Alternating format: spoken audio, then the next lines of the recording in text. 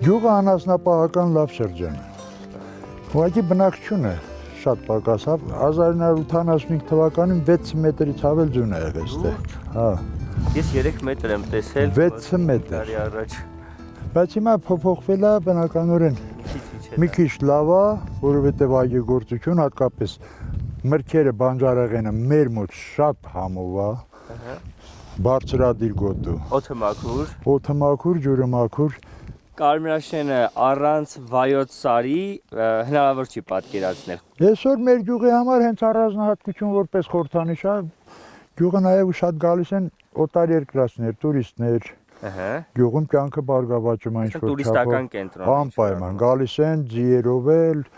տարբեր մեքենաներով, գալիս են մնում են, շրջում են։ Այդ գյուղի համար ահագին առաջընթաց է։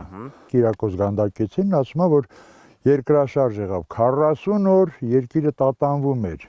Դա եղել է առնվազն 10 բալից ավել հզոր երկրաշարժ։ Եվ հրավող, չէ՞։ Ժայթքում եղել է, որովհետև Մոս քաղաքը հիմա ահագին խորը շերտի տակ է։ Վայոց սարը ունի երկրորդ անուն։ Ճիշտ սար ենք ասում։